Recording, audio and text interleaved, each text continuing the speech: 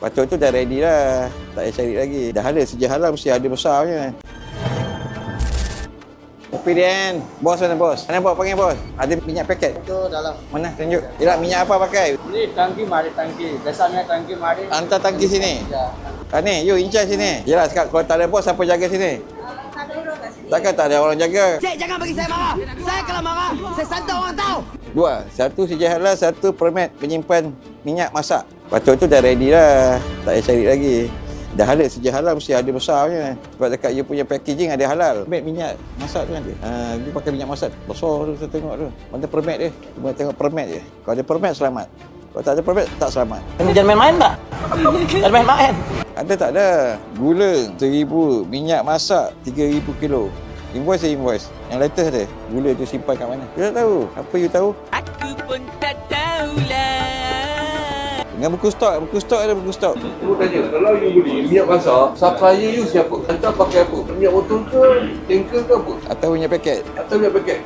Jangan tak tahu. Saya nak tengok tu. Buku stok tu. Kalau tak ada, salah. Kita ambil tindakan. Dulu sudah kena kompon 4,000 kan? Bekal minyak kat you. Saya tahu itu salah. You pun tak ada lesen, you ambil kamu suruh. Ni invoice. Buku stok ada buku stok. Kalau tak ada, salah. Tak, soalan sekali lagi.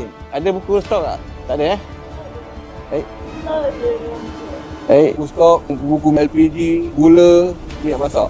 You ada 3 permit, betul? Untuk permit kawalan. Bila wang dia masuk ke kilang you ni, ada tak buat apa-apa record?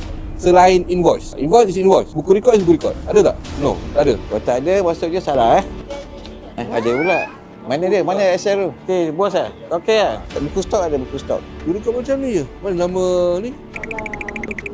Mana boleh salah tulis? Ni 2020. Okey. Itu 200. Oh, lagi banyak tu. Rekod salah ni. Buku, kena ada buku. Ini kertas. You tulis jauh salah, beza banyak. 200 jadi 2,000. Ini tak kemakini nama dia. Tak senegara salah. Itulah staff you buat. Betul-betul buku stok. You punya barang kawalan tau. Barang kawalan ni kita kontrol. Lepas ni you buat satu buku. Tapi ini sudah salah. Angkat jugalah. Salah. Ada salah, kita ambil tindakan. Ada salah kita mengaku. Mau guna betul-betul lah. Kita tak ada masalah. Orang mau bisnes, pakai lah. Tapi teratur lah.